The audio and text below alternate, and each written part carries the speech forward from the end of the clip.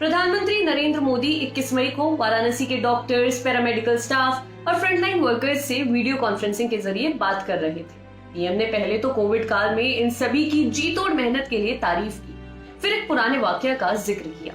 PM Modi बोले, और आपको याद होगा आज हमारे योगी जी जो मुख्यमंत्री जी हैं, वे जब पहले सांसद थे पार्लियामेंट में, इन बच्चों की जिंदगी को जिस प्रकार से बच्चों की मृत्यु एक के बाद होती रहती थी, वो फूट फूट करके पार्लियामेंट में रोए थे।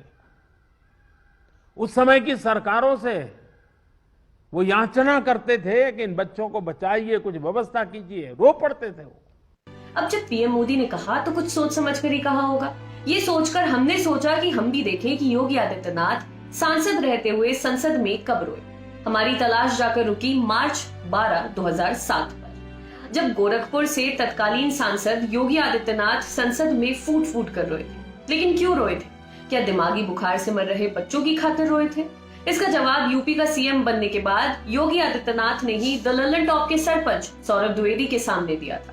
वो बोले थे, देखिए, गोरखपुर में एक व्यापारी की हत्या हो गई थी और निर्दोष व्यापारी की हत्या के बाद जो उपद्रवी थे उनको सत्ता का संरक्षण प्राप्त होना, और सत्ता के संरक्षण प्राप्त होने के साथ साथ एक सत्ता द्वारा प्रायोजित उपद्रव किस तरीके से निर्दोष लोगों को जेल के अंदर ठूंसने का कार्य करता था, मैं स्वयं उसका भुक्तभोगी हूं। 11 दिनों तक मैं जेल में रहा और मेरे खिलाफ एफआईआर क्या होती, संसद को जो सूचना देती, आज भी अगर हम उसकी जांच करवा दें, न जाने कितने लोग जेल के अंदर फिर सड़ते हुए दिखाई देंगे। लेकिन खैर, पूर्वाग्रहों के तहत कार्य करना हम लोगों की आदत नहीं। मुझे 27 जनवरी को जेल में डाला जाता है।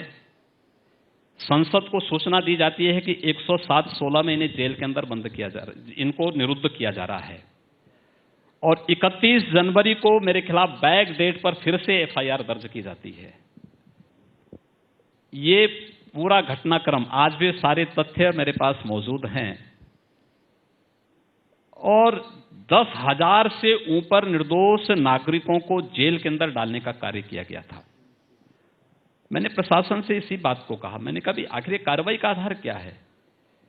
एक निर्दोष व्यापारी मारा जाता है, दर्जनों व्यापारिक प्रतिष्ठानों में आग लगाई जाती है, एक भी अपराधी के खिलाफ कार्रवाई नहीं हुई है। और इस कार्रवाई में भारतीय जनता पार्टी और अन्य संगठनों ने अगर धरना प्रदर्शन या एक शोक सभा का आयोजन किया था, मैं तो उसमें भी मौजूद नहीं था। मैं तो कुशीनगर दूसरे कार्यक्रम से कुशीनगर से वापस शाम को मंदिर आ रहा था। कार्यक्रम दोपहर में था, लेकिन मुझे कुशीनगर के पास बॉर्डर में रोका गया, 107-16 में बंद किया गया। बाद में बैक डेट पर जब कोर्ट ने हम लोगों की इलीगल डिटेंशन को कोर्ट में चैलेंज किया गया था, तो कोर्ट ने इस बात को कहा कि हमारा जो डिटेंशन था इलीगल है।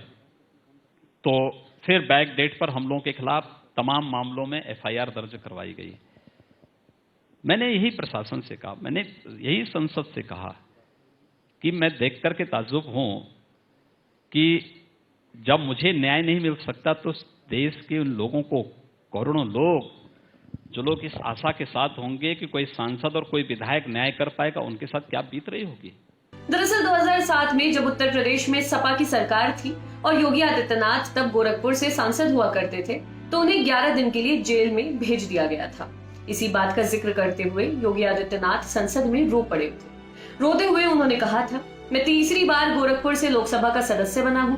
पहली बार मैं 25,000 वोटों से जीता, दूसरी बार 50,000 से और तीसरी बार मैं लगभग 1.5 लाख मतों से चुनकर आया हूँ। लेकिन पिछले कुछ समय से महोदय मुझे जिस तरह से राजनीतिक विद्वेष, राजनीतिक पूर्वाग्रह का शिकार बनाया जा रहा है, मैं आपसे केवल ये अनुरोध करने आया हूँ कि क्या मैं इस सदन का सदस्य हूँ या नहीं, और क्या ये सदन मुझे संरक्षण दे पाएगा या नहीं दे पाएगा। अगर ये सदन मुझे संरक्षण नहीं दे सकता तो मैं आज ही सदन को छोड़कर वापस जाना चाहता हूँ। मेरे लिए कोई महत्व नहीं रखता। मैंने अपने जीवन से संन्यास लिया है अपने समाज के लिए। मैंने अपने परिवार को छोड़ा है, मैंने अपने माँ बाप को छोड़ा है, लेकिन आज मुझे अपराधी बनाया जा रहा है केवल राजनीतिक पूर्वाग्रह के तहत। सिर्फ इसलिए क्योंकि मैंने वहां भ्रष्टाचार के मामले उजागर किए थे, क्योंकि मैंने भारत नेपाल सीमा पर आईएसआई और राष्ट्र विरोधी गतिविधियों पर आवाज उठाई। इस दौरान बच्चों की मौत या दिमागी बुखार का जिक्र नहीं था। आपके लिए खबर लिखी थी हमारे साथी अभिषेक ने। शुक्रिया।